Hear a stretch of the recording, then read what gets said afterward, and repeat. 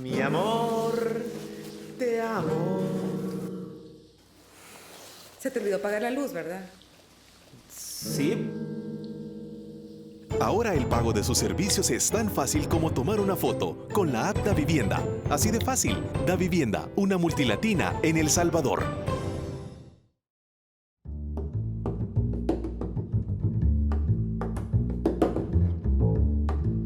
¿Qué tal? Buenas noches. Bienvenidos a una emisión más de Foco. Soy Karen Fernández y como todos los domingos por la noche, estoy en la buena compañía de Alberto Arene y Saúl Hernández.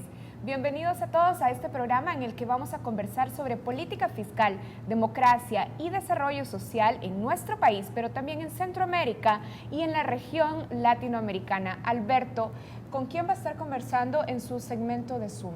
Con el doctor Gómez Sabaini, un economista argentino especialista en finanzas públicas y política tributaria, con una enorme experiencia, asesor de organismos internacionales, autor de libros.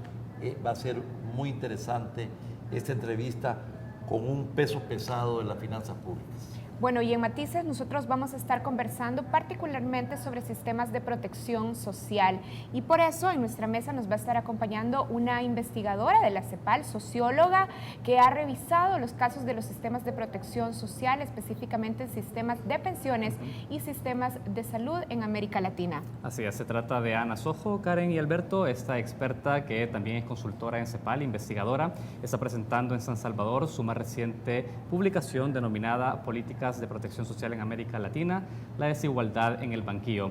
Estaremos explorando sobre las deficiencias de los sistemas de protección social en nuestra región y cómo el Estado puede financiar el desarrollo en estos países. Un contenido muy importante el que estaremos brindando en este programa. Recuerden que pueden seguir este programa a través de nuestras redes sociales. Pueden encontrarnos en Facebook, Twitter, Instagram y también pueden seguir en el transcurso de la semana nuestro programa en YouTube. Hacemos una pausa, ya regresamos con Focos. La posguerra está agotada. Necesitamos analizar y alumbrar mejor el camino para construir el futuro. Soy Alberto Arene, economista. No solo somos un nuevo programa de opinión, somos una nueva revista de realidad nacional. Soy Karen Fernández, comunicadora. Juntos formamos un equipo de trabajo independiente y comprometido con este momento de la historia. Somos una síntesis entre madurez y juventud para el nuevo impulso del futuro. Soy Saúl Hernández, politólogo. Bienvenidos a Focos.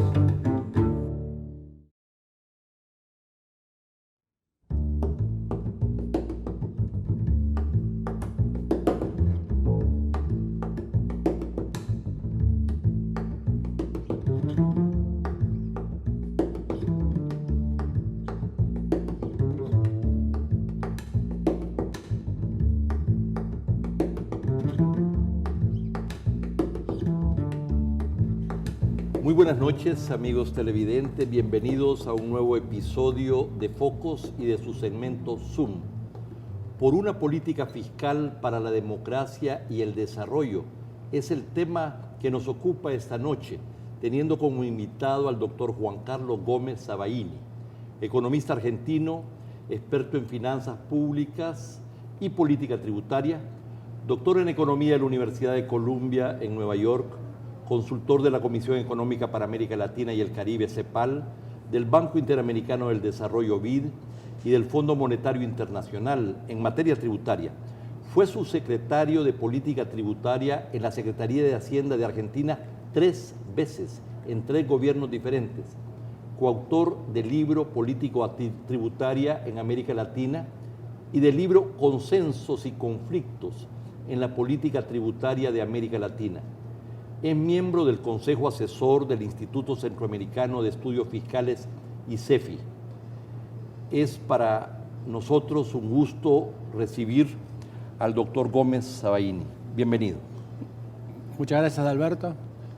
Mucho gusto por la invitación. Para mí es un placer estar acá en San Salvador y poder platicar con ustedes y dialogar sobre qué requisitos debería tener en el fondo una política tributaria que sea orientada al crecimiento y que sea orientada a la equidad. Es así, este es uno de los temas más importantes para nuestros países y particularmente para El Salvador.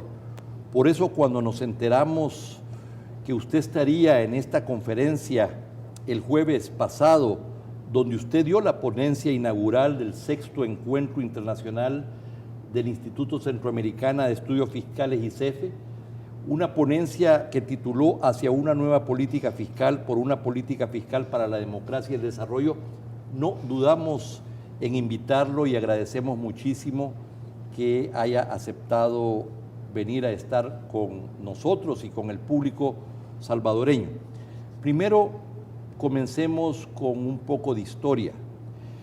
Desde el consenso de Washington a principios de los años 90, de la década de los 90, en plena hegemonía de las llamadas políticas neoliberales, hasta la crisis financiera económica internacional allá en el 2008, contrariamente a lo que muchos hubieran podido pensar, la recaudación en América Latina creció del 13.2% del Producto Interno Bruto al 16%, eso en 1990, al 16% en el año 2000, al 21% en el 2014. Y la desigualdad paradójicamente disminuyó en muchos países, no en todos, no obstante seguir siendo el continente más desigual del mundo. Debo decir que dentro de América Latina, Centroamérica es la región de América Latina más desigual, o sea que somos el grupo de países más desiguales del mundo entero. ¿Cómo explica usted estos cambios en el último cuarto de siglo? Bueno, hay varios factores que inciden sobre esto. En primer lugar,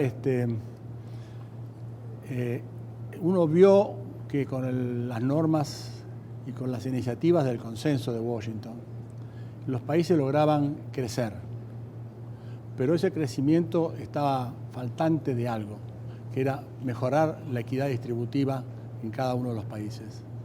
Eso replanteó el discurso internacional de los organismos y también de todos los países para tratar de darle a esta cuestión tan importante que es la estructura tributaria de un país que afecta a todos los habitantes, un sesgo más progresivo.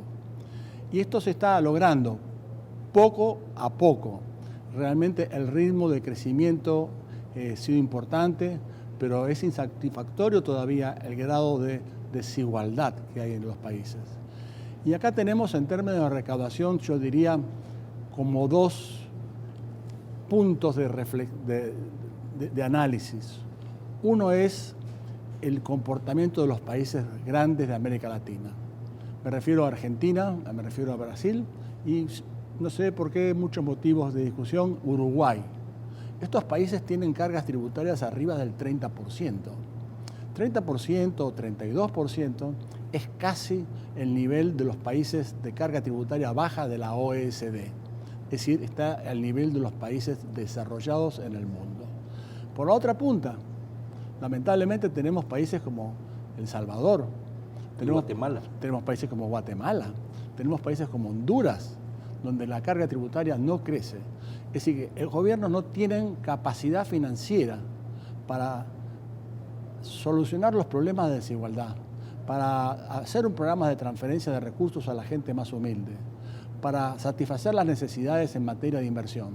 Es decir, que son gobiernos que están un poco paralizados, donde no se puede avanzar rápido, no se puede avanzar porque faltan recursos. Y por otro lado, los recursos que pueden venir de fondos externos, de la banca internacional, también tienen sus problemas, porque como el producto no crece, la sostenibilidad se entra en duda y los países están sufriendo las avatares que puede decir Moody's o Morgan o cualquiera de estos sobre cuál es el riesgo país.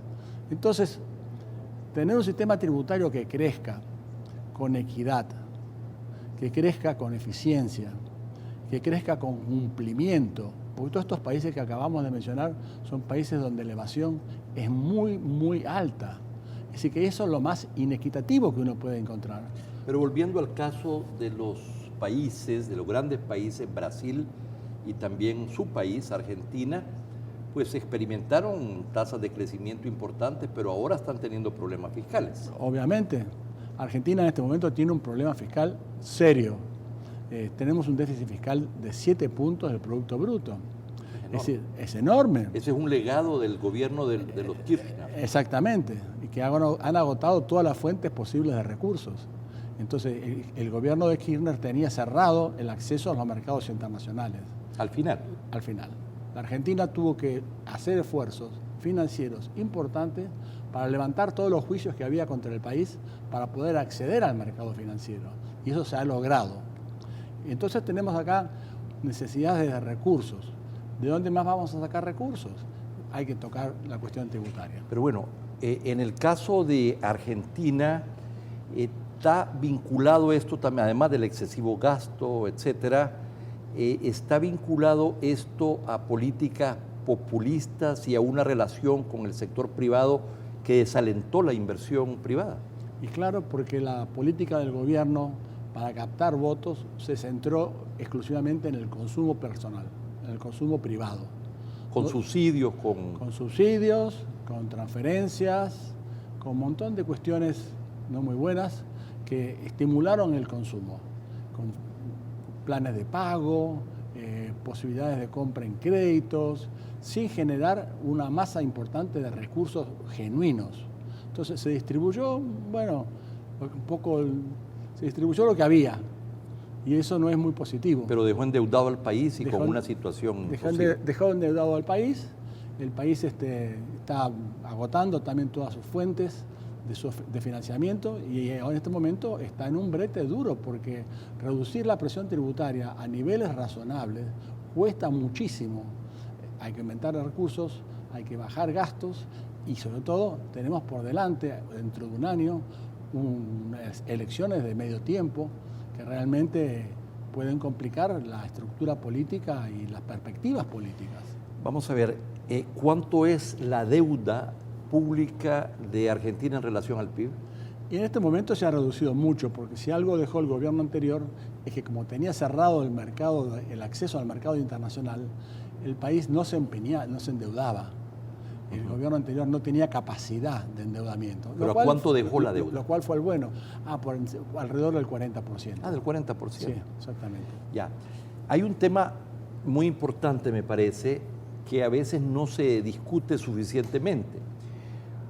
Por un lado están los gobiernos de concepción neoliberal que creen en el Estado mínimo, que centran todas las políticas aún tributarias basadas en la inversión privada y en el crecimiento, con un énfasis mayor en impuestos indirectos que en impuestos directos, y por lo tanto ahí hay déficit en todo lo que es el financiamiento a la política social. Pero cuando llegan los populistas, afectan la inversión privada y el crecimiento, gastan más de lo que tienen, endeudan a los países y los siguientes gobiernos les toca hacer precisamente el ajuste y entonces estos señores aliados a estos gobiernos gritan neoliberales, neoliberales, vienen los ajustes después de dejar a veces en bancarrota a los estados y ahí vienen entonces los inevitables programas de ajuste que ojalá en algunos casos pueden tratar de golpear menos a los más pobres, pero normalmente afectan más a los pobres y a la clase media. ¿Cómo ve usted ese tema en el caso argentino, pero también en su experiencia en América Latina? Porque parece ser que vamos de un ciclo al otro. Exactamente. Eso es lo que usted ha dicho, Alberto, es lo correcto. Uno gasta y el otro ingresa necesariamente. Entonces uno se queda con los votos y el otro pierde los votos a medida que se va dando vuelta el ciclo. O sea que Macri las va a tener difícil para la próxima elección. No la va a tener difícil, ya la tiene difícil. Ya la tiene difícil. Entonces hay que trabajar esto con mucho, mucho tacto e ir poco a poco, tratando de racionalizar los gastos. Hay mucha pérdida de gastos que no deberían ser realizados, hay mucho. Mejorar la estructura tributaria, tratar de captar recursos genuinos y tratar de solventar el déficit para ir reduciendo poco a poco los niveles de déficit. Eso resulta ser la clave fundamental. ¿Qué pasa en Brasil? Bueno, Brasil tiene problemas de dos órdenes, diría. Por un lado, tiene problemas muy serios desde el punto de vista político. Los cambios políticos que se originaron en Brasil no son sin costo. Eso genera una incertidumbre, genera problemas para financiamiento, genera recepción de capitales internacionales. Esto realmente es un costo que todavía no se terminó de saldar, porque todavía está en discusión los problemas políticos con el Congreso. Eso por un lado. Por el otro lado, Brasil es una enorme potencia y uno a veces se pregunta cómo es posible que con todos los problemas políticos que existe en Brasil, hoy en día siguen adelante. Y es maravilloso, porque Brasil está creciendo. Y está creciendo bien. Y están aumentando las exportaciones. Y está aumentando la inversión. Pero a partir de la reducción del crecimiento en China y de la caída de la demanda, todas las commodities los precios de las commodities se vinieron para abajo. Eso afectó a Argentina, pero también Brasil. Y eso tuvo impacto en los ingresos tributarios. Por supuesto, eso afectó la caída de los commodities, afectó a muchos países, no solamente Argentina y Brasil. El mundo de América Latina estaba un poco jugado al tema de los commodities. Así como fue también un windfall profit, un beneficio extraordinario cuando vino el boom de los commodities, cuando China abrió el mercado. Ahora con la caída rápida del mercado de los commodities, realmente hay países que están sufriendo mucho. Y eso ha agudizado los problemas fiscales definitivamente, por la vía del crecimiento de la economía.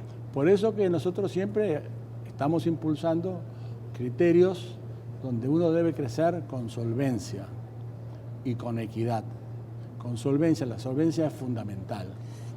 ¿Qué significa solvencia para nuestra...? La solvencia significa de que si usted tiene un gasto permanente que hacer, debe procurar financiarlo con recursos permanentes. O sea, no endeudarse para financiar el gasto, no usar la tarjeta de crédito. Eso, el gasto permanente debe ser financiado con recursos permanentes. Si usted financia gastos permanentes con recursos que provienen del alce o baja de los commodities internacionales, no lo está haciendo correctamente. Porque usted está usando un recurso que el día de mañana puede no estar. Eso es lo que ha ocurrido. Una última opinión sobre el caso uruguayo, que pareciera ser un caso exitoso, donde ha habido una política, una visión más de mediano y largo plazo consensuada, y donde hemos tenido gobiernos del Frente Amplio de izquierda, pero que pareciera se han preocupado precisamente de la solvencia y la equidad. Bueno, Uruguay es un caso particular porque es un país pequeño, todavía con un agro desarrollado, pero con mucho potencial para desarrollar en adelante. Es un caso donde el aspecto distributivo se atacó en décadas anteriores y entonces mantiene dentro de toda la evolución económica del país un cierto nivel de comportamiento adecuado en materia distributiva. No es un país que va a crecer mucho, no está creciendo mucho, y es un país donde realmente es un poco la Suiza de América en su momento. Hoy en día lo fue. Pero tienen financian la educación, la política de salud con cobertura. Los jubilados. Los jubilados, sí. ¿Verdad? Logran consensos importantes. Sí. Es un ejemplo. Sí, claro. Uruguay está muy atado también a la política económica de Argentina. Así es. Por turismo, por comercio, por exportaciones. Está muy atado. Así que a Argentina, cuando le va bien, a Uruguay le va muy bien. Entonces, son las cosas que estamos impulsando. Vamos a seguir conversando sobre este interesante tema cuando regresemos de un corte comercial.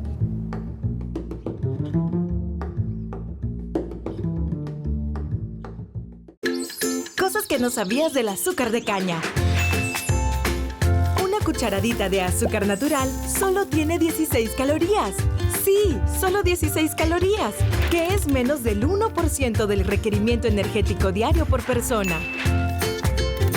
La industria del azúcar de El Salvador cuenta con el mejor programa de fortificación con vitamina A de la región que ayuda a tu vista. Hay varios tipos de azúcar natural.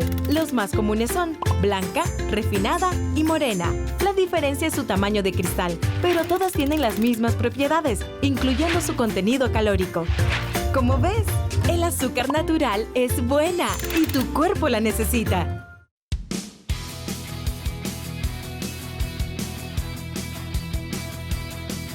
¿Y cuántos tomates son? Son 3 tomates y 2 zanahorias. Ahora hay que meter los cangrejos vivos al agua.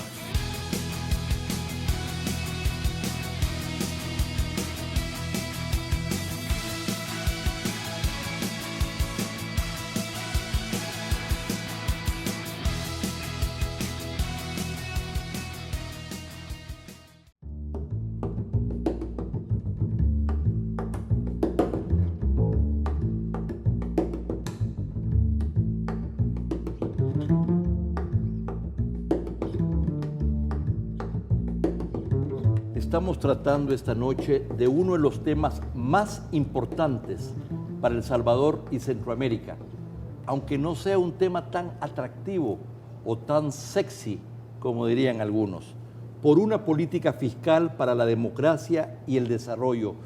Es el tema que nos ocupa con Juan Carlos Gómez Sabaini, economista argentino, experto en finanzas públicas y política tributaria. Es un verdadero gusto tener al doctor Gómez Sabaini aquí. No todas las veces, no es corriente tener a un invitado tan conocedor de estos temas en América Latina y en el mundo. Ha escrito cantidad de artículos y libros y es coautor de un reciente libro, Consensos y Conflictos en la Política Tributaria de América Latina, que debe ser una lectura obligada para quienes nos interesamos en estos temas. Vamos a ver, doctor Gómez, consensos y conflictos. En la conferencia del jueves pasado que usted inauguró, María Castro dijo que en Centroamérica no podíamos hablar de consensos, como que en torno al tema fiscal hay más conflictos. Hay otros países donde pareciera hay más balance entre consensos y conflictos. Háganos un repaso breve de los principales puntos de conflictos y de consensos en materia fiscal y tributaria. Bueno, el tema es complicado, tiene sus vericuetos, pero si uno quisiera mirarlo en forma amplia y general, yo diría, si usted tiene que aumentar el impuesto al valor agregado. El IVA. El IVA. Es un impuesto indirecto. Porque necesita recursos. Evidentemente va a generar un consenso desde el punto de vista de mayor solvencia del país, va a haber más recursos. Porque se recauda más eficientemente. Eficientemente, se va a recaudar más, el déficit va a ser más controlado y la economía va a funcionar mejor. Pero esto tiene otra pata. La otra pata es el conflicto. Usted está generando con un aumento del impuesto a valor agregado, del IVA, está generando mayor regresividad en la economía, mayores desequilibrios desde el punto de vista de tenencia de ingresos. Es decir, que usted está haciendo por un lado una cosa bien, por otro lado está haciendo otra cosa que no está tan bien, que es aumentar la desigualdad. Porque los pobres y las clases medias, el IVA significa que es un pago relativo mucho mayor de lo que pagarían los ricos, digamos. Bueno, no, todo el mundo paga igual, pero en proporción a su ingreso es donde viene el problema. Así me refiero, porque os dijo relativamente hablando. En proporción a su ingreso. El consumo del supermercado que le hace un rico no es en proporción a lo que gana un pobre, la misma proporción. Son proporciones totalmente distintas. De ahí el carácter, como decimos nosotros técnicamente, la regresividad. Quiere decir que estamos aplicando mayor cantidad de impuestos a los que menos ingresos tienen. Y eso es grave. ¿Qué hay al respecto? Lo entiendo perfectamente, pero ¿qué hay al respecto cuando pueden haber algunas medidas paliativas de IVA diferenciados en la comida, en los medicamentos, etcétera? En esta cuestión tributaria, como en tantas cuestiones de la vida, yo valoro mucho lo que es el razonamiento profundo y medio de las circunstancias. A lo que me refiero es, hay estigmas de que el valor agregado debe ser libre, no debe haber ninguna sola exención. Que se aplique el impuesto y debe pagar lo mismo la leche y el pan que un vehículo o un tapado de piel. La proporción debe ser lo mismo. Y eso realmente es un estigma. ¿Por qué? Porque la gente de pocos recursos gasta, pero le está afectando su bolsillo de una manera desigual. Entonces, ¿qué es lo que ocurre en la Unión Europea? Todos los países de la Unión Europea tienen tratamientos diferenciados de una manera u otra. Y eso que ellos tienen el valor agregado como una piedra fundamental de su estructura tributaria. Pero hay que trabajar con criterio, con razonabilidad, sin ser sectario. Hay que trabajar por el país, hay que trabajar para lograr los recursos, sin lastimar, por eso, al resto de la clase no pudiente. De acuerdo, hoy hablemos de los impuestos directos, de los impuestos sobre la renta. En los países desarrollados tenemos que estos impuestos representan aproximadamente 36% del PIB, mientras que en América Latina es solo 6% del PIB. Exactamente. ¿Cómo se forman los consensos y los disensos respecto a el impuesto sobre la renta o los impuestos directos?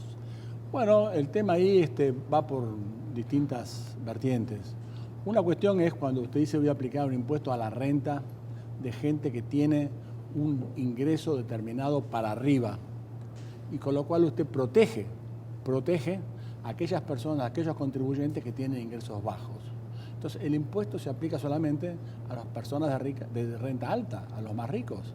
Entonces, logra con eso, en el fondo, un consenso de la población, porque eso es respetar la capacidad contributiva que tienen los contribuyentes. O sea, es un impuesto sobre la renta diferenciado y progresivo, dije. Exactamente, porque son tasas progresivas que se aplican a nivel de las personas físicas y son diferenciados en función del monto de ingresos que usted tiene. ¿Qué países de América Latina tienen un impuesto diferenciado y progresivo? Todos tenemos un impuesto de alguna otra manera semejante. Todos. No hay ni un solo país. El último país que no tenía un impuesto a la renta progresivo y diferenciado era Uruguay, que lo derogó hace como 20 años atrás y ahora volvió en el año 2006 a restablecerlo. Tuvo varios años, varias décadas sin impuesto a la renta. El resto de los países lo tiene, pero está mal aplicado.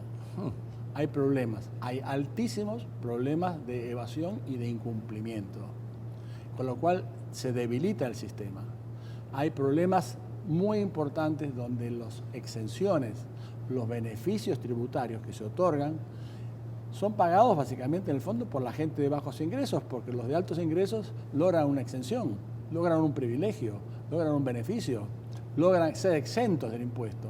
Y eso que usted exime a uno, lo termina pagando otro. Nada es gratis en este país.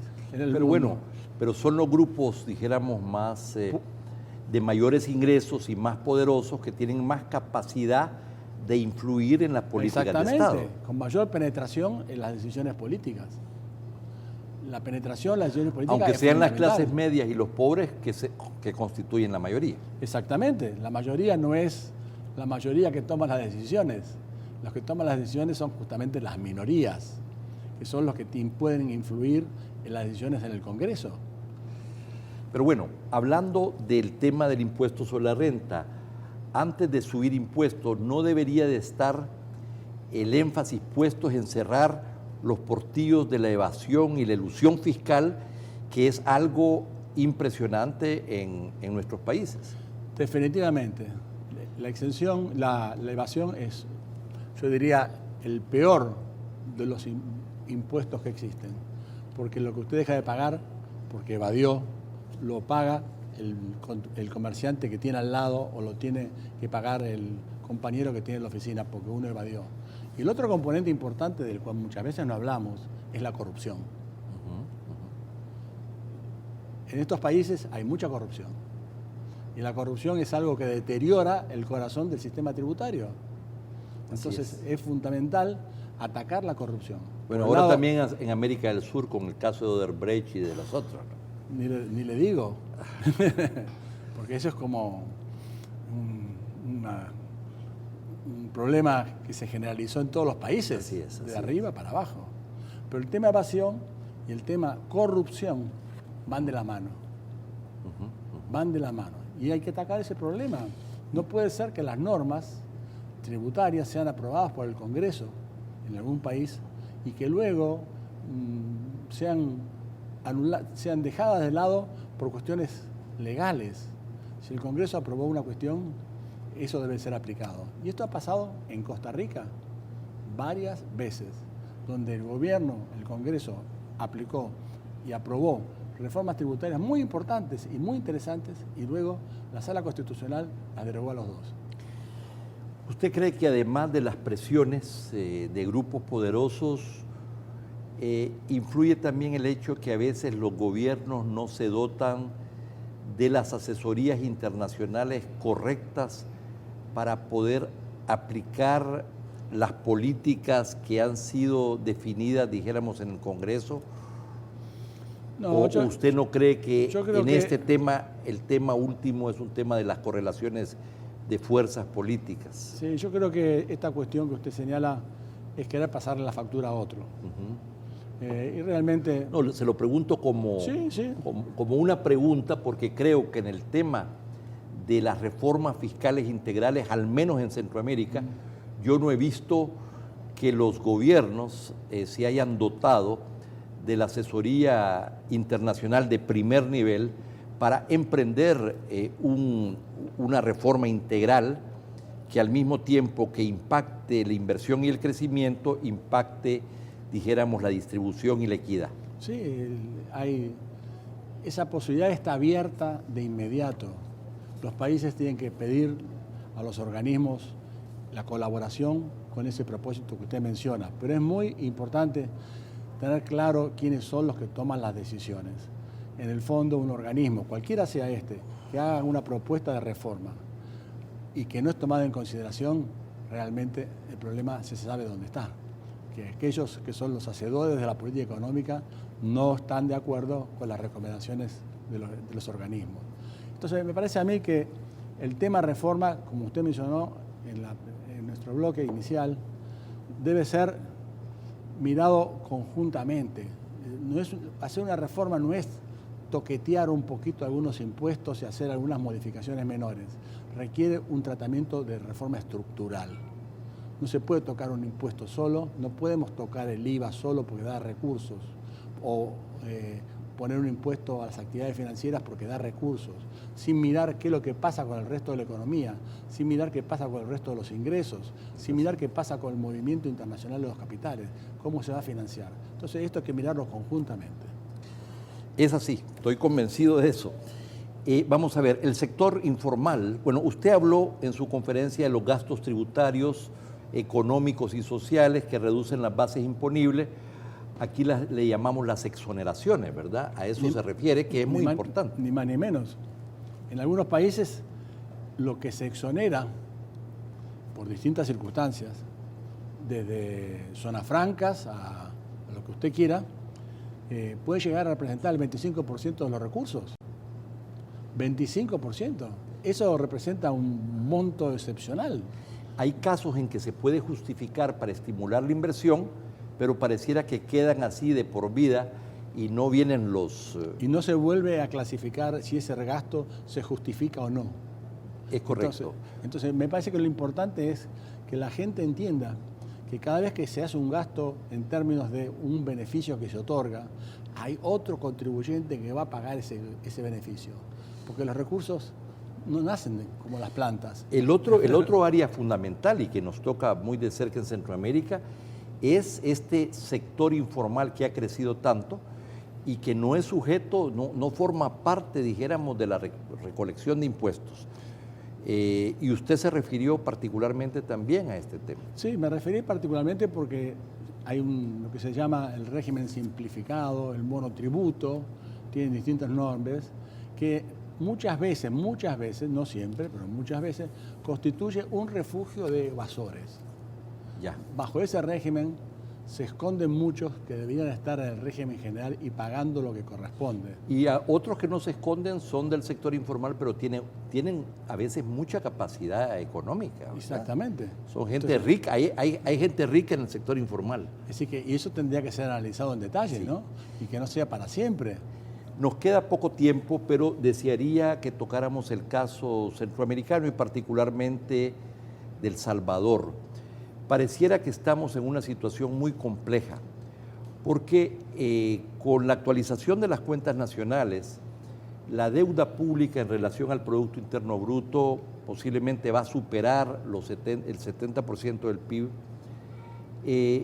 Hemos perdido competitividad, el crecimiento potencial de la economía lo evalúa el Fondo Monetario Internacional en un 2%, y por otro lado tenemos, por supuesto, deuda social, ambiental, etcétera, y una polarización muy grande entre las dos principales fuerzas. ¿Cómo salir de esta trampa del bajo crecimiento y del sobreendeudamiento, donde además hemos llegado a impagos que han subido las calificaciones de riesgo y por supuesto entonces los tipos de interés, no solamente en los que se financia el Estado, pero también los particulares? Uno debe tener en consideración que lo más importante en materia de políticas económicas y especialmente en materia de políticas tributarias es tener capacidad de negociación, es tener credibilidad y es tener una solvencia. Y eso es fundamental. Si hay conflictos entre dos países, entre dos partidos políticos que se han polarizado, donde ninguno cree que el otro va a tener la posibilidad de hacer lo que piensa, ¿qué hacen los agentes económicos? Se marchan para otro lado. Tratan de quedarse tranquilos ahí, pero sin dar mucho la cara. ¿Por qué? Porque tienen el riesgo de que si gana este va bien y si gana el otro va mal. Así que es fundamental en materia económica tener solvencia, tener posibilidades de decir, esto lo hemos discutido y el país para crecer tiene que hacer estas cosas. Tiene que aumentar su productividad, tiene que aumentar sus recursos, tiene que aumentar su solvencia, tiene que mejorar el aspecto distributivo, que no es una cosa independiente, está todo vinculado. Así es. Y si no está esto visto de una forma global e integral, es mejor quedarse tranquilo.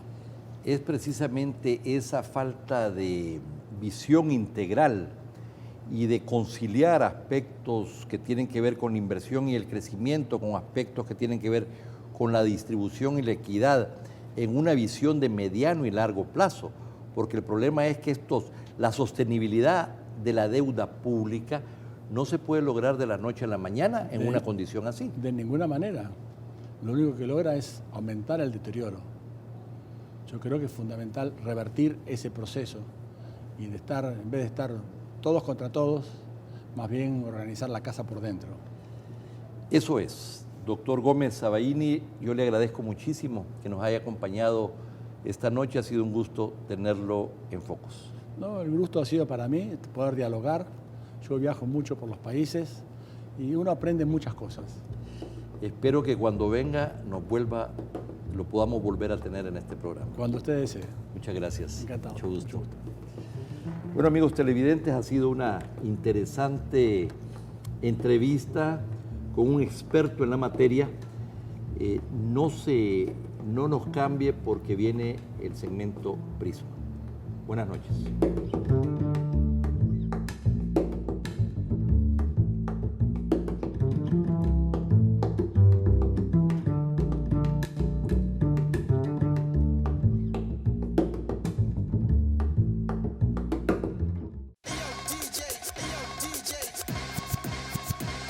Tener estilo no es seguir tendencias. Lo que está de moda es no seguir las reglas.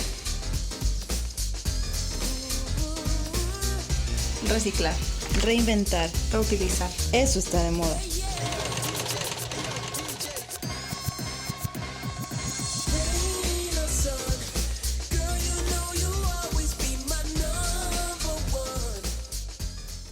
Desde 1956, Aves, Asociación de Avicultores de El Salvador, trabaja por mejorar la productividad, eficiencia y competitividad de la industria avícola, garantizando seguridad alimentaria a la población a través de productos nutritivos y de primera calidad. El pollo y huevo contienen alto valor proteico, indispensables en una dieta balanceada. Aves, 60 años brindando nutrición a las familias salvadoreñas.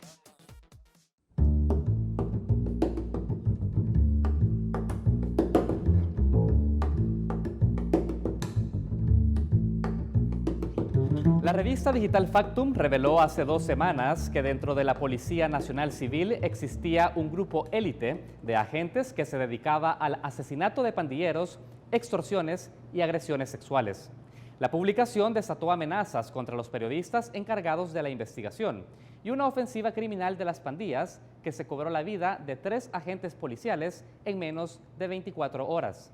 Hoy, en Prisma, exponemos los datos de una guerra entre policías y pandilleros que desde 2014 acumula centenares de muertes, coincidiendo con el final de la tregua entre el gobierno con las estructuras criminales. Según cifras oficiales, en 2016 se produjeron casi 2 enfrentamientos diarios entre policías y miembros de pandillas, para un total de 650 intercambios de disparos efectuados en el año, y al menos 603 pandilleros muertos y 46 agentes caídos. En lo que va de 2017 se contabilizan 23 policías asesinados y no hay reportes oficiales sobre el número de pandilleros muertos. En la última década, 2015, fue el año más sangriento para la Policía Nacional Civil, cuando un total de 63 de sus agentes fueron acribillados, mientras en el país se ejecutaban las políticas extraordinarias en seguridad anunciadas por el presidente Salvador Sánchez Serén y que han sido duramente cuestionadas por derivar en presuntas acciones fuera de la ley y en menoscabo de los derechos humanos de los pandilleros. En los últimos 3 años, la Procuraduría para la Defensa de los Derechos Humanos ha registrado 47 casos de ejecuciones extralegales en las que durante procedimientos contra pandilleros también han resultado asesinadas víctimas inocentes. 3 de esos casos sucedieron en 2014, 7 en 2015 y 34 en 2016, según ha reseñado el periódico digital El Faro. Una de las ejecuciones fue revelada por este medio hace 2 años y que se conoció como la masacre de San Blas, donde efectivos del Grupo de Reacción Policial, una unidad especializada de la PNC, asesinó a 7 pandilleros y a un civil que no opuso resistencia. Para 2017, la Procuraduría ha confirmado además que investiga la denuncia de 40 muertes por presuntas ejecuciones extralegales cometidas durante los primeros 8 meses del año. Un informe del Observatorio de Derechos Humanos Rufina Amaya, publicado en enero, también ha revelado que 357 policías y 72 militares están siendo investigados desde 2016 por su presunta responsabilidad en casos de homicidios, una cifra 6 veces mayor a las investigaciones iniciadas en 2014. Luego de la publicación de Factum, el fiscal general de la República, Douglas Meléndez, confirmó a medios de comunicación que además del grupo de exterminio señalado en ese reportaje, la Fiscalía ya investigaba a otros 3 grupos de ese tipo que se habían originado dentro de la PNC. Ante esta continua guerra desatada, la Procuraduría ha pedido protección para los periodistas de Factum y El Faro, medios que se han dedicado a registrar el accionar represivo de la policía y las pandillas, pero también se ha solicitado al Estado que agilice los mecanismos de seguridad para los efectivos de la PNC, quienes han quedado en situación vulnerable en esta guerra declarada para combatir el crimen organizado. La Sociedad Interamericana de Prensa ha pedido al gobierno, además, salvaguardar y garantizar la protección del trabajo de los periodistas en El Salvador, en momentos que las declaraciones de las autoridades del Ejecutivo han sido cuestionadas por su poco interés en el tema. Esto ha sido todo en Prisma. Continúe en sintonía de Focos.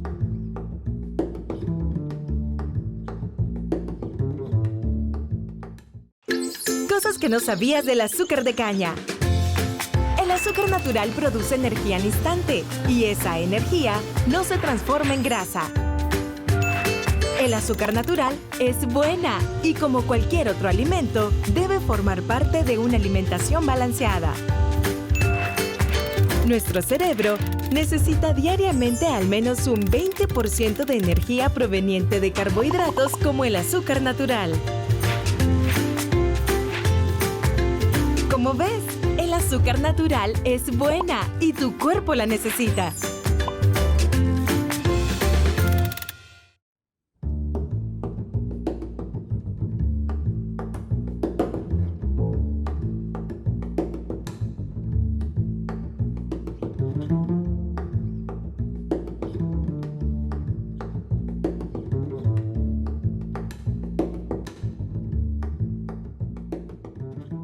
Bueno, Saúl, continuamos en Focos y estamos ya en la mesa de matices.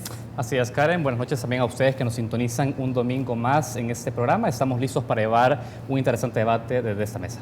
Así es, en la introducción al programa a Focos estábamos adelantando que en el programa de esta semana vamos a dedicarnos a debatir y discutir dos aspectos específicos: política fiscal y desarrollo social. Y en nuestra mesa vamos a intentar también sobre estos dos temas concentrarnos en el debate abierto en nuestro país sobre sistema de pensiones. ¿Por qué? Bueno, en este espacio, y como ya lo hemos expuesto en otros programas, lo que está puesto, lo que se ha discutido muchísimo es que el esquema de ingresos nacionales no ha sido suficiente para financiar políticas públicas que garanticen un desarrollo social equitativo y sostenible. Hay que recordar que recientemente se celebró en San Salvador el 5º Encuentro Internacional por una Política Fiscal para la Democracia y el Desarrollo, Karen. El encuentro fue organizado por el Instituto Centroamericano de Estudios Fiscales, ICEFI, y logró convocar a expertos en política fiscal de América Latina y Estados Unidos con el propósito de presentar estudios recientes sobre la situación fiscal y promover una discusión sobre una nueva agenda de política fiscal en una región desigual como es Centroamérica. Y uno de los estudios que se ha presentado en el marco de este evento es este que ahora tengo en las manos: Protección Social en América Latina, la desigualdad en el banquillo. Y hoy nos acompaña su autora, Ana Sojo. Ana es socióloga y economista costarricense, es especialista en políticas contra la pobreza y sistemas de pensiones y salud, es consultora independiente actualmente y entre 1989 y 2016 fue funcionaria de la CEPAL, trabajando específicamente en países como Chile y México. Gracias, Ana, por acompañarnos. Muchas gracias por la invitación a ustedes. Gracias, Ana, por acompañarnos en este programa. Queremos iniciar estos 30 minutos que vienen de entrevista para que nos ayudes a poder entender tanto situación de contexto como aspectos muy específicos en el debate de la protección social, específicamente del sistema de pensiones. Antes queremos partir de un hecho. Durante la década de los 80 y 90 en América Latina se asumió el consenso de que el progreso económico por sí solo podría reducir la desigualdad en la región. Ha pasado ya muchos años, ha pasado ya décadas respecto a este consenso, Ana, y queremos saber tu valoración respecto a esta premisa. ¿Es que se ha cumplido esto? Claro. Bueno, es algo que se puede o se debe enfocar desde varios ángulos.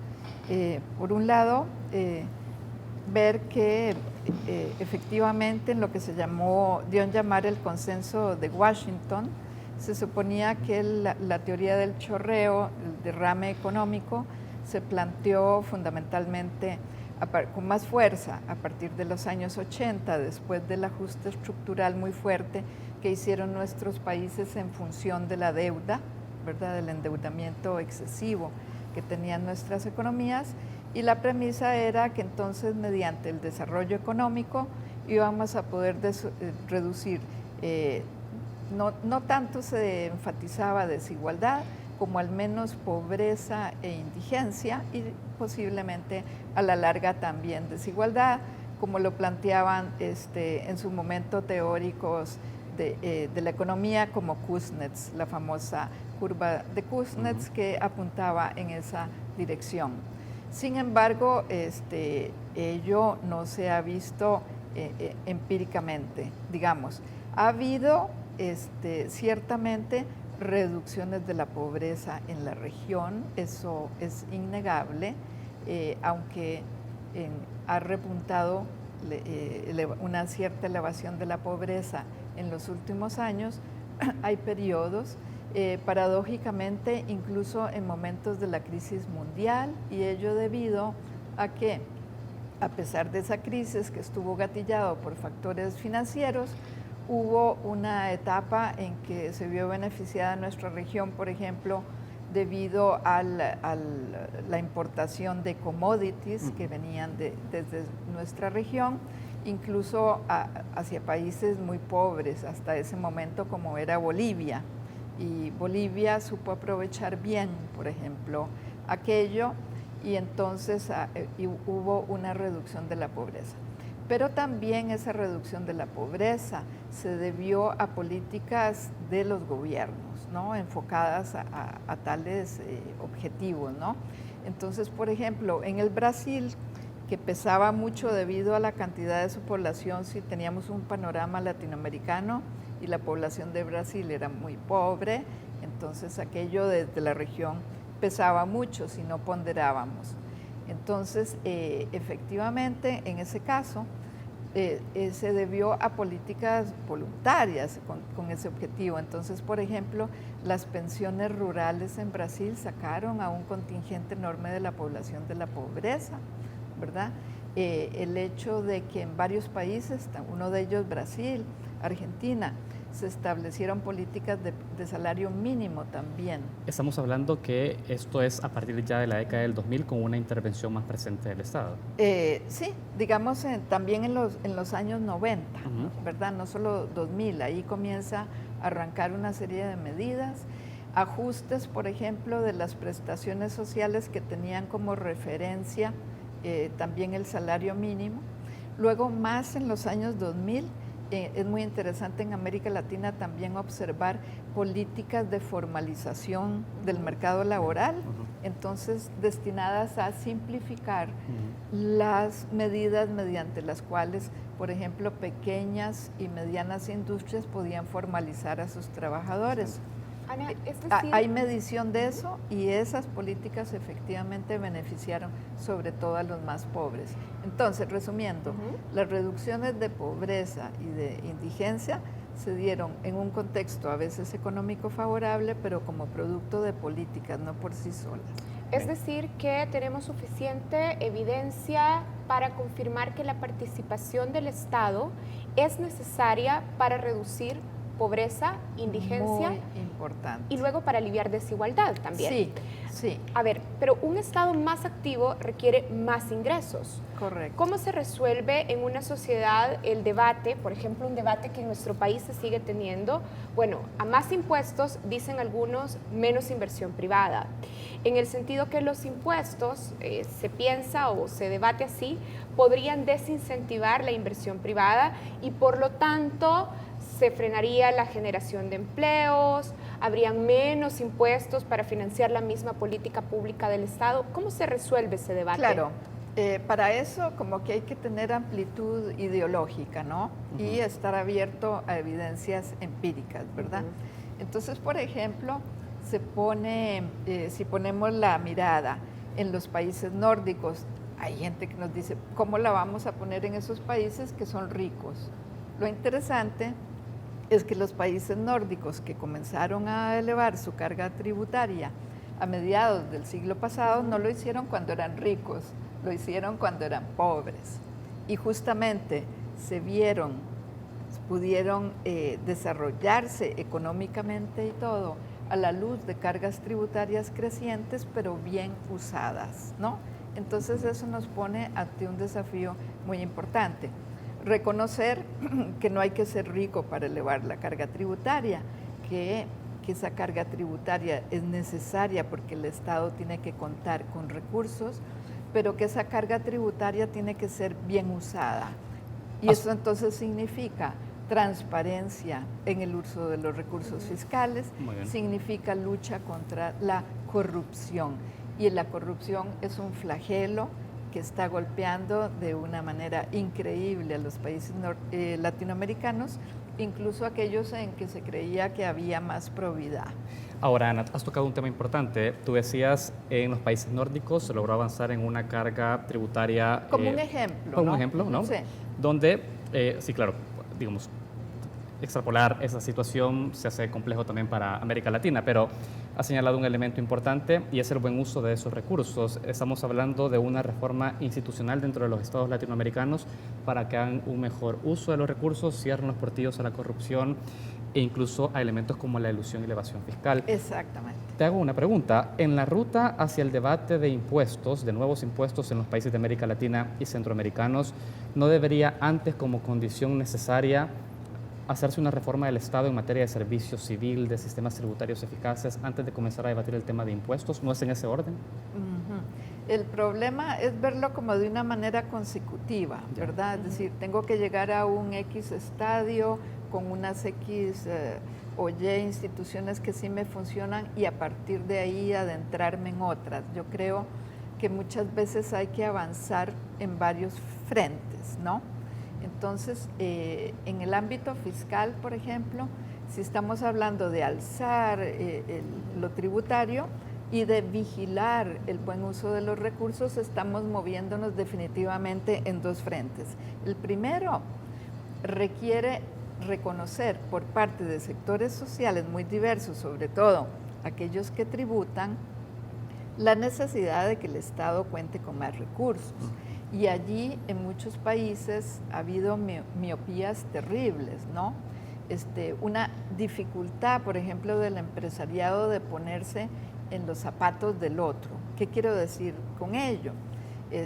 Una dificultad para entender de que países que aspiran a una mayor equidad es necesario que haya inversión en educación, que haya inversión en una buena infraestructura y que eso se va a revertir no solo en beneficio de esos sectores pobres o indigentes que accedan a esos recursos, a esos servicios, sino que se le va a revertir también a beneficios para el propio empresariado, que entonces cuente con una fuerza de trabajo más calificada, que viva en una sociedad más estable, porque todos estos fenómenos de las maras, de la delincuencia y todo, van también de la mano, no solo, pero también de la injusticia social o la fuerza terrible de la narcoeconomía en nuestros países. Ahora, Ana, hablemos también desde el punto de vista de los ciudadanos. En El Salvador, la participación del Estado en la prestación de servicios públicos es también cuestionada por los ciudadanos debido a la poca calidad que tienen muchos de los servicios públicos que se reciben del Estado. ¿Qué condiciones o requisitos son necesarios para devolverle credibilidad y legitimidad a la participación del Estado en la prestación de servicios de protección social? Yo ahí veo como algo que es un proceso, ¿verdad? Que no se logra de la noche a la mañana. Por ejemplo, los sesgos de que hablábamos antes, ¿verdad? Hubo momentos, aquella idea del chorreo iba de la mano también de desmantelar servicios más universales y de poner servicios para los pobres. Y como decía un premio Nobel, Amartya Sen, hace muchos años, las políticas solo para pobres terminan derivando en pobres políticas. ¿Por qué? Porque necesitamos sectores sociales con capacidad de voz, de capacidad de protesta, que no necesariamente la tienen los sectores más desprotegidos de la sociedad. Entonces necesitamos, para tener servicios sociales, servicios de protección social o servicios públicos de calidad, necesitamos que estén sentados en la mesa, que estén allí como ciudadanos, beneficiándose de esos servicios, sectores medios, que son influyentes, que tienen voz política, etcétera. Eso no lo logramos de la noche a la mañana, pero sí hay que ir avanzando en la perspectiva de que un buen uso de los recursos, de que recursos de calidad, nunca vamos a poder aspirar a ellos con políticas reduccionistas solo para los pobres, etcétera. Tenemos que meter en el mismo barco a sectores sociales muy diversas. Como nos decía un experto en Europa de cómo se han dado esos procesos, se dieron, claro, tras shocks horrendos como las guerras, la Primera y la Segunda Guerra Mundial, pero también dentro de, por ejemplo, protección social, educación, que involucraba a amplios sectores sociales, lo que Baldwin llama alianzas redistributivas. Necesitamos los sectores medios dentro. Excelente. Ana, tenemos que hacer una pausa en esta primera parte de la entrevista, pero has dejado abierto además la discusión sobre el debate entre universalización de los servicios y la focalización, ¿no? Y si el Estado es más eficiente siendo uno u otro. Vamos a ir a eso al regresar de la pausa y también explicarles a ustedes alrededor de este debate. Hacemos una pausa y ya volvemos.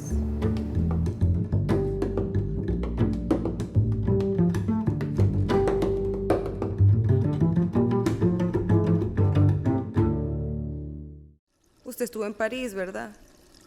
Usted no fue a Guatemala. Daniel Rodolfo, no más mentiras. Aquí dice en el estado de cuenta.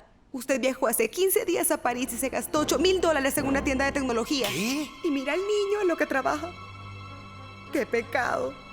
Para evitar fraudes, ahora puede reportar su viaje y recibir notificaciones de sus compras desde la app Davivienda. Así de fácil. Davivienda, una multilatina en El Salvador.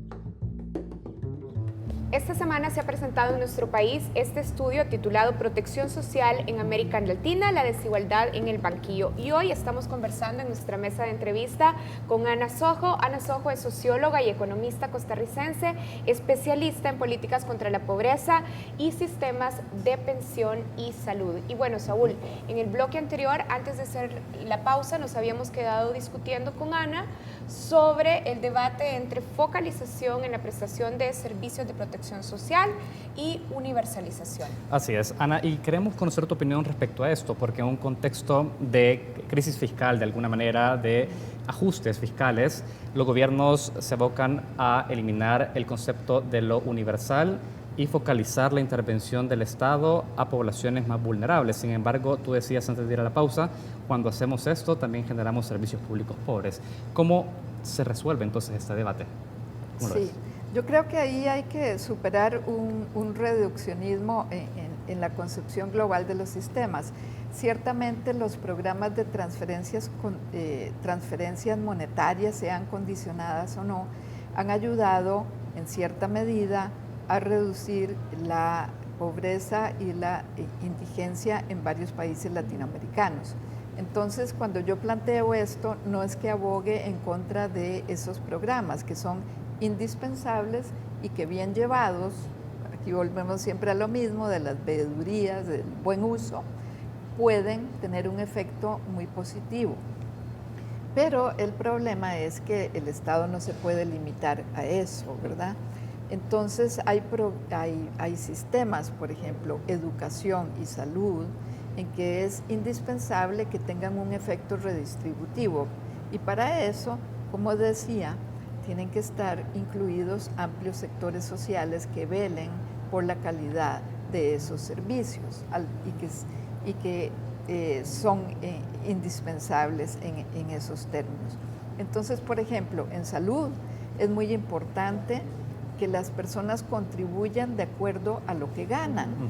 Eso tiene un efecto redistributivo porque entonces las personas de más ingresos ponen más que las personas de menos ingresos.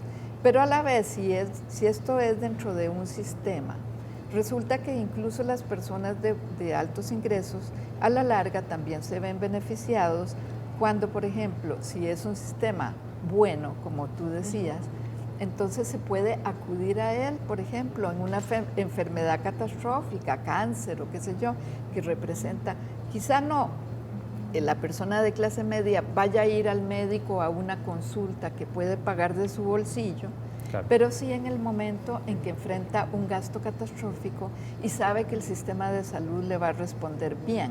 Eso ocurre un poco en países latinoamericanos con sistemas de salud más desarrollados, dígase Argentina, Uruguay, Costa Rica, que entonces los sectores, incluso los poderosos, recurren en ese momento. Entonces el sistema actúa, por así decirlo, como un banco de ahorros. Solo para simplificar, y tampoco quiero reducirle contenido a tu reflexión, estamos diciendo que al incorporar clases medias dentro de la participación del financiamiento de estos servicios públicos vamos a lograr obtener mejores y no siendo marginados como actualmente son en América Latina. Sí. O sea, no crear sistemas cada vez más segmentados, bien, ¿verdad? Y es que hay sistemas hipersegmentados, por ejemplo en México, ¿verdad?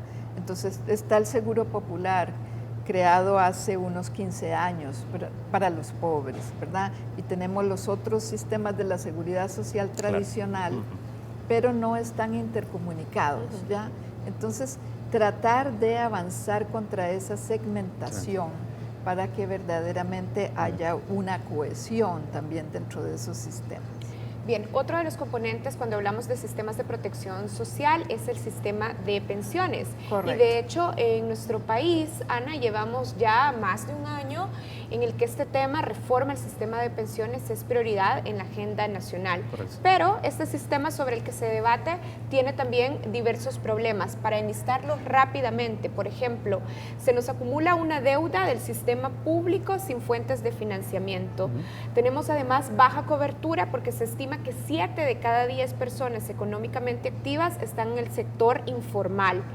También quienes cotizan al final de sus años de trabajo, quienes cotizan al sistema actual, al final de sus años de trabajo, cuando se jubilen, van a recibir una pensión muy baja debido a la baja rentabilidad del fondo.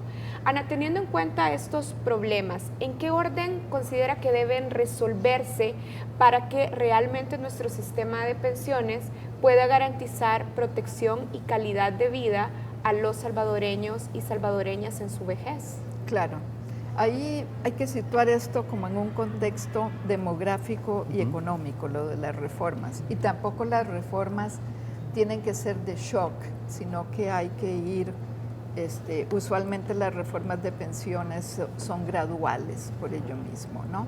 Entonces, es muy diferente el contexto demográfico actual al que enfrentaba Alemania cuando el canciller Bismarck fue el que ideó este sistema, cuando la esperanza de vida era muy baja en aquellos momentos en Alemania y cuando la estructura demográfica era muy distinta. Entonces tenemos ahora, por ejemplo, que considerar estas nuevas realidades, ¿verdad? Si la esperanza de vida sube, hay que elevar posiblemente las edades de cotización, incluso en las economías maduras y con sistemas de pensiones y equiparar muy desarrollados. Entre mujeres y hombres. Bueno, eso es polémico, pero sí, por ejemplo, velar porque no haya una discriminación de la mujer debido a su mayor esperanza de vida. Eso es tremendo, porque las mujeres que se han beneficiado, que han sido disciplinadas en asistir a controles de salud a lo largo de su vida, van a ser luego penalizadas debido a que viven más que los hombres, perdonen, pero eso es algo espantoso y que ocurre, por ejemplo, en el caso de Chile, ¿verdad? Entonces, ciertamente estas variables van a influir, la esperanza de vida y tal, pero no nos podemos refugiar en decir, ya, vamos a hacer solo cambios paramétricos, como nuestro sistema anda mal, subamos la edad de cotización y además como la esperanza de vida está... No, esos serían cambios paramétricos, sí, elevar la edad de jubilación. De jubilación, si hay diferencias o no entre hombres y mujeres, ¿verdad? Eso se llaman en la jerga cambios paramétricos. Pero no nos podemos refugiar en ellos, pese a que ciertamente estamos en interacción con esas transformaciones demográficas rápidas y con esa situación económica y con los logros de los sistemas de salud, finalmente, que debemos celebrar. Esperanza de vida mucho mayor. Tenemos que ver también cuál es la equidad que brinda el sistema. Pero a diferencia de lo que dije sobre salud, el sistema de pensiones no es el que va a corregir las desigualdades que son producto de la trayectoria laboral, ¿verdad? Pero ello se puede hacer solo como un complemento que vela por las pensiones de los más desprotegidos, pero entonces ese es un pilar solidario que se financia eminentemente con recursos fiscales, ¿me explico? Pero el grueso, o no tan grueso debido a la alta informalidad, luego vuelvo sobre eso, pero digamos, veamos lo que tiene que ver con el sistema que se nutre con cotizaciones. Esas cotizaciones reflejan la inserción laboral de cada cual, ¿no es cierto? Claro. Cuánto gana cada cual, Si uno gana más, cotiza más, ¿cierto? Y el sistema no va a venir a corregir esas desigualdades al final de la vida laboral. Ese no es el papel eminente del sistema de pensiones. Pero sí tiene que haber una cierta proporción entre aquello que yo coticé, entre lo que gané yo en mi vida laboral y lo que se llama la tasa de reemplazo, es decir, el monto de mi pensión. ¿Ya? Y por ahí están haciendo agua, por ejemplo, los sistemas de pensiones de cuentas individuales. Como el que tenemos en El Salvador. Porque se ha desvirtuado el asunto. Yo el caso que conozco bien de cerca es el caso chileno, que fue como el modelo para otros lugares, ¿no? Para Colombia, para El Salvador, etc. ¿Y qué pasa en el caso chileno? Las tasas de reemplazo, es decir, las pensiones vis a vis lo que yo ganaba en la edad activa, son muy malas. Y eso por un sinnúmero de razones. Es, por ejemplo, muy preocupante que las entidades que administran los recursos de pensiones, las AFP, los fondos de pensiones, o las entidades que administran los recursos ya cuando la gente se pensiona, las aseguradoras ya digamos, de la pensión individual de cada uno, tengan ganancias extraordinarias, ¿verdad? No desligadas de lo que son los rendimientos para los individuos que tienen ahí depositadas sus cuentas. Entonces, ello no es totalmente inadecuado, porque son sistemas entonces desvirtuados. Es decir, hay recursos enormes que se van a la ganancia de esas empresas privadas, mientras que las personas, y aquí estamos hablando hasta de los individuos de altos ingresos, por eso digo yo de tener a la gente, a la clase media y todo, en el mismo bote, ¿verdad? Porque no es esto algo que esté afectando solo a los chilenos de una clase media baja. Las bajas tasas de reemplazo afectan hoy día en Chile también a los chilenos de altos ingresos, cuyas tasas de reemplazo son bajas. Ana, queremos regresar, después de esa reflexión, al punto de las características del mercado laboral salvadoreño, donde 7 de cada 10 personas están en la informalidad, personas económicamente activas. Correcto. Tú decías, es importante entrar al debate sobre la tasa de retorno y si es vis a vis a lo que venías cotizando a lo largo de tu vida laboral. La rentabilidad es un tema del debate actualmente, pero se ha dejado de lado la cobertura. ¿Dentro de un esquema privado es posible cubrir a estos 7 de cada 10? ¿Tú en tus estudios y en tu experiencia lo esto conoces? lo que se ha hecho, digamos, el caso paradigmático es Chile, ¿verdad? Entonces, hay ahí como dos posibilidades. Por un lado, y eso lo decía yo para políticas contra la pobreza en América Latina, es indispensable algo que no es del campo de los sistemas pensiones, sino del campo de lo laboral, y es mejorar la inserción laboral de las personas. Para ello ayudan las políticas de formalización, que en el fondo es una manera de darle a la gente un mejor acceso a salud y una promesa en el sistema de pensiones, ¿ya? Entonces las políticas de estas van por el lado de simplificar los mecanismos mediante los cuales las empresas formalizan a sus trabajadores. Eso es un ámbito. Pero mentira, no nos creemos falsas ilusiones en términos de que con ello le estamos prometiendo a esa gente una buena pensión. Entonces, ¿qué es lo que pasa? Al final del día va a haber un contingente de la población que no va a tener casi pensiones o van a ser bajísimas. Y para ello, en el caso chileno, sobre todo esto se dio en el primer gobierno de la presidenta Bachelet, se crea entonces un pilar solidario, pero con recursos fiscales, para darle a las personas una pensión básica. Y para que aquellos que sí cotizaban, pero que finalmente no lograron, debido a estas tasas de reemplazo bajas, se les da un complemento para llegar también a una pensión, que es mayor que esa pensión mínima, pero que complementa lo que ellos... Con recursos fiscales. Con recursos fiscales. Yo quería profundizar... Y aquí, si ese sistema deja de estar guiado por el lucro, que ese es el problema.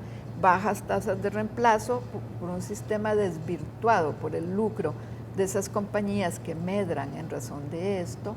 Yo entonces voy a dejar liberar incluso recursos fiscales, porque sin un sistema guiado por el lucro, la gente que no llega a tener un determinado nivel de pensiones es mucha, yo voy a tener que poner muchos recursos fiscales en juego para compensar eso. Pero Ana, quiero volver específicamente a esto de las condiciones. Ya usted nos estaba presentando las condiciones en las cuales se hace necesario que el Estado retome protagonismo a través de un componente solidario. Correcto. Pero nos decía también, este componente solidario se financia vía recursos fiscales. Sí. ¿Qué pasa cuando estamos en un país como el nuestro que no tiene política monetaria? Por ejemplo, las tasas de ingresos fiscales son bajas, tampoco logramos dinamizar los ingresos vía producción nacional. ¿Cómo se resuelve entonces? Y es que hay ahí como lo que uno podría decir pecados originales, ¿no? En la creación del sistema, porque en el caso de El Salvador fue muy onerosa la transición, o sea, lo que se prometió para los que estaban en el viejo sistema y por decirlo así, la deuda que se oculta, que se contraía con el nuevo sistema. Entonces hay ahí cuestiones que están en juego que son muy serias en el caso de El Salvador respecto de la sostenibilidad de este sistema que ya comienza, digamos, a mostrar esas bombitas de tiempo que se sembraron ahí de origen. Pero si se incorpora, por ejemplo, un componente solidario en un panorama de limitados recursos fiscales, ¿con qué recursos o de qué herramientas debe echar mano el Estado precisamente para sostener este pilar? Yo me imagino que en el caso de El Salvador va a tener que ser como una transición larga, ¿verdad? Para poder aspirar a lograr poner ese pilar solidario, porque incluso está como comprometido el sistema contributivo mismo en este instante. Correcto. Entonces pensar que se puede hacer una reingeniería del sistema contributivo y paralelamente poder construir un pilar solidario es posiblemente muy difícil, ¿verdad? Como que lo que está en juego, me da la impresión ahora, es el rediseño de este sistema contributivo. Excelente. Dando cuenta de esa complejidad incluso demográfica, económica, porque por ejemplo, antes se fundamentaba esto de la privatización y de las cuentas individuales en dos cosas: capacidad de elección y manejo de esos recursos. Capacidad de elección es prácticamente nula. Si lo vemos en el caso chileno, la gente no sabe ni siquiera cuánto cobran las AFP ni cuánto cobra la AFP en que están insertos. No hay un criterio claro de decir yo me voy por esta AFP, cuando uno de criterio básico sería la que me cobre menos por administrar mis recursos, ¿no es cierto? Claro. Y el otro elemento, entonces capacidad de elección realmente disminuida, no. Entonces ese fundamento es muy débil. Y el otro era que estas empresas jueguen financieramente con los recursos. Lo que pasa es que al principio el sector financiero a escala mundial estaba muy desregulado. Había entonces manera de insertarse dentro de esa burbuja financiera que temporalmente te daba muchos réditos, pero justamente debido a la crisis económica, producto de esa desregulación, en los últimos años se han establecido una serie de regulaciones para proteger a la gente de esas burbujas. Y entonces, ¿qué tenemos? Y por el otro lado, una economía mundial que no crece mucho, también incluso por factores demográficos del envejecimiento y tal, que son muy estructurales y con los cuales hay que lidiar. Entonces, si de por sí no hay un juego financiero que nos permita grandes réditos para una inversión financiera, verdaderamente que se pone sobre la mesa el cuento de cuál es el sentido de la administración de esos recursos financieros y si está en juego una administración quizá pública de esos recursos, pero una administración pública no sujeta a la rentabilidad privada como... Excelente. Ana, has dejado reflexiones muy importantes alrededor de este debate. Nosotros queremos agradecerte tu tiempo con Focos, con la entrevista de Matices. Recordamos que tú has presentado, has venido a El Salvador para presentar este texto, este libro, Protección Social en América Latina, la desigualdad en el banquillo, que entiendo que también ya está disponible en el repositorio. En la página web de CEPAL se puede bajar en PDF. Excelente, y consultarlo. Muchas gracias, Ana. Bueno, muchísimas gracias. Muchas gracias a ustedes, un gusto. Nosotros tenemos que hacer una pausa. Cuando regresemos en Focos tenemos más contenido para ustedes. Quédense, ya volvemos. Regresamos.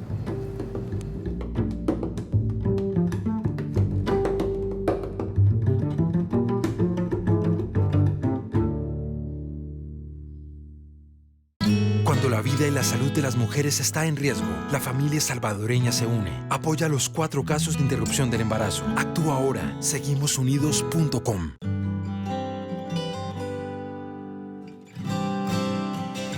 En los buenos y los malos momentos, la familia salvadoreña se une. Porque un embarazo de alto riesgo podría pasarle a cualquiera. Apoya los 4 casos de interrupción del embarazo.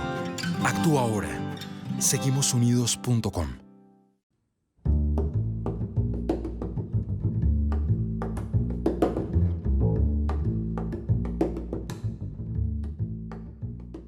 La Fiscalía General y la Comisión Internacional contra la Impunidad de Guatemala solicitaron el pasado 25 de agosto un antejuicio contra el presidente de ese país, Jimmy Morales, por financiamiento irregular durante su campaña electoral.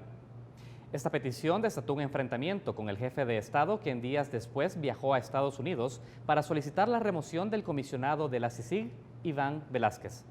A su regreso, el presidente ordenó su expulsión, pero la Corte Suprema de Justicia se lo negó. Ahora, el Ejecutivo debe esperar que la Corte falle sobre si eliminar o no su inmunidad y que envíe el caso al Congreso para que éste decida.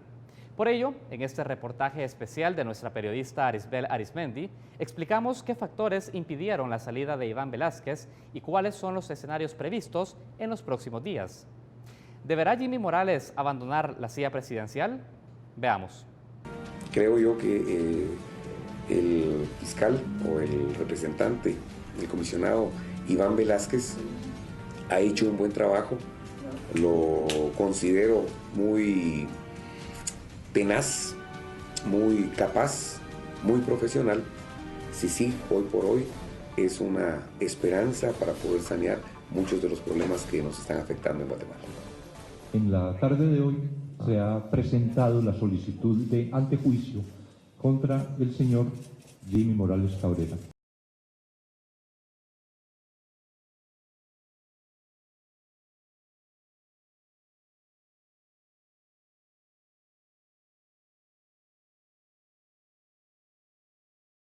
Una vez más, Guatemala se enfrenta a una crisis política derivada de la corrupción galopante dentro del Estado guatemalteco, pero esta vez protagonizada por su presidente, Jimmy Morales. El domingo pasado, el jefe de Estado ordenó la expulsión del comisionado de la CICIG, Iván Velázquez, y desató el rechazo no solo de una parte de la población, sino también de algunos de sus ministros y de la Corte Suprema de Justicia, que inmediatamente frenó la salida del representante. Hoy por hoy encontramos que hay algunos caminos que allanan la posibilidad de la corrupción en el Estado guatemalteco. Uno de ellos tiene que ver con una institucionalidad muy débil. Es un Estado con un servicio civil que está regulado con una ley de los años 60, por ejemplo. Tenemos una Contraloría de Cuentas sumamente débil. Tenemos también un marco legal de lucha contra la corrupción muy ambiguo. Por ejemplo, el Estado guatemalteco no pide a sus funcionarios la publicidad, por ejemplo, de su estado patrimonial. Nadie sabe con cuánto entra un presidente y con cuánto sale. Y a eso hay que agregar que tenemos un Estado al que acceden partidos políticos que han sido financiados por poderes muchas veces obscuros, que atrapan al final la institucionalidad pública para sus propios intereses. A pesar de las debilidades enquistadas en Guatemala y que favorecen los delitos de corrupción, en esta oportunidad el equilibrio de poderes y la protesta ciudadana impidieron que se consumara la decisión del mandatario, considerada por varios sectores como un revés en la lucha contra la corrupción. En otros contextos probablemente estuviera pasado desapercibido, pero con todo lo que sabemos hoy sobre la corrupción, las personas han respondido rápidamente al llamado de manifestar en contra de esa decisión sumamente arbitraria. Habría que agregar también el rol estratégico de la Procuraduría de Derechos Humanos, que ha sido quien ha interpuesto un amparo en la Corte de Constitucionalidad para evitar la salida del comisionado Velázquez. La politóloga guatemalteca Rosa Toc también considera que la presión internacional jugó a favor de la no expulsión de Velázquez. Hay una fuerte presión internacional con muchos intereses, particularmente del gobierno de Estados Unidos, porque Guatemala y nuestra región, la región centroamericana, esté estable políticamente, económicamente, socialmente, de tal forma que ellos puedan mantener su tema de seguridad en Estados Unidos y haya, entre otras, menos inmigración de nuestros países, menos tráfico humano, menos redes de narcotráfico, y ese es un tema muy importante dentro de la agenda de la actual administración aquí. Para este lunes, la Corte Suprema ha programado un pleno extraordinario para evaluar la remoción de la inmunidad del presidente y enviar su decisión al Congreso. Es sobre el Parlamento, sin mayorías y políticamente fragmentado, donde el Ejecutivo ha enfocado sus esfuerzos con el fin de frenar su abandono de la silla presidencial. De los 158 diputados, 105 tendrían que votar a favor de eso. Entonces, por el momento, la bancada oficial del presidente obviamente se opondrá a esta decisión, y me imagino que en estos momentos entonces se están empezando a armar las distintas alianzas y las distintas negociaciones y las distintas conversaciones para que sea difícil llegar a ese número de 105 diputados que podrían tener en sus manos el destino del presidente y también el destino del país. Nosotros hemos suspendido cualquier espacio al que seamos invitados por el gobierno de Guatemala hasta que no se aclare su postura en términos de varios elementos, pero el primero es sobre la continuidad del comisionado Velázquez. Creo que los ciudadanos y las organizaciones que luchamos por la democracia no podemos permitir una salida abusiva de una persona que lidera una lucha contra la impunidad.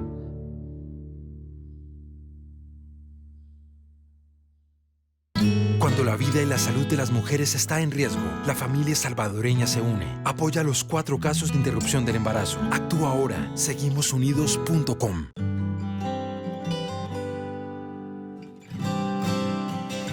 En los buenos y los malos momentos, la familia salvadoreña se une. Porque un embarazo de alto riesgo podría pasarle a cualquiera. Apoya los 4 casos de interrupción del embarazo. Actúa ahora. Seguimosunidos.com.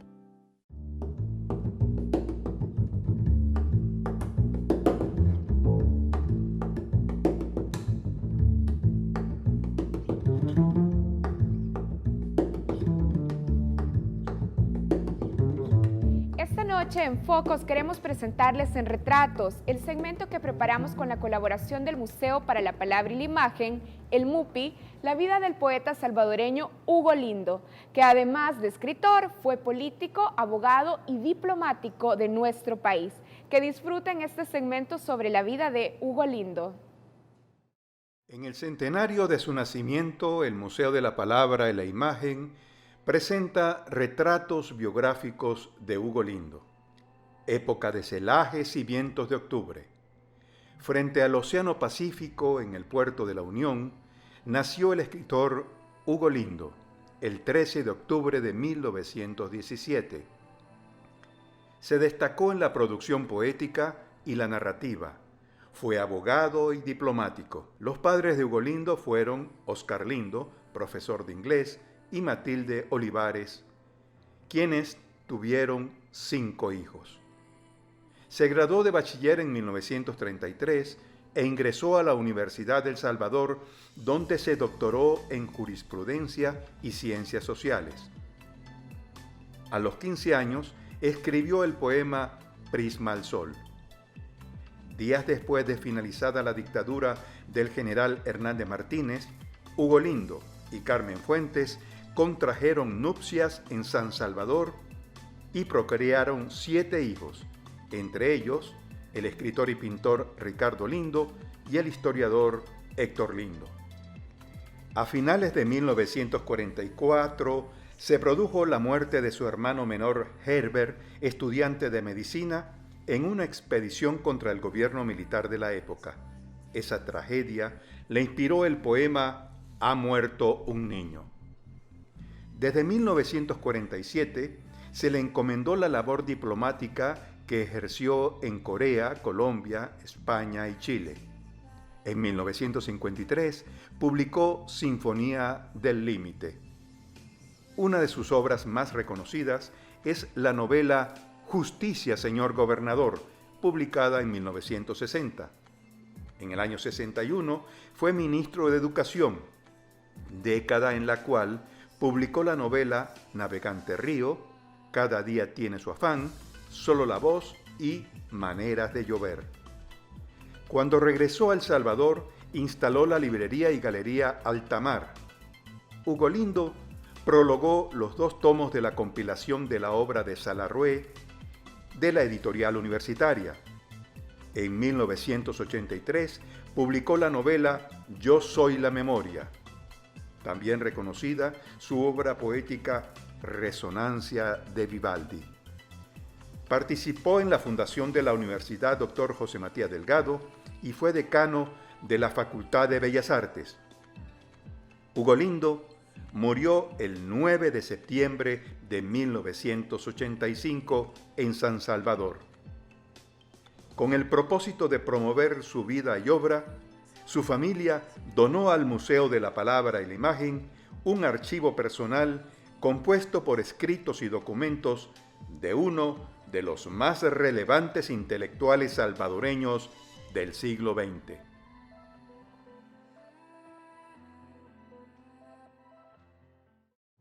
Bueno, aquí cerramos un programa más de Focos. Gracias a todos los que nos acompañaron en esta transmisión. Recuerden que pueden seguir cualquiera de los segmentos de este programa a través de nuestra página web www.focostv.com.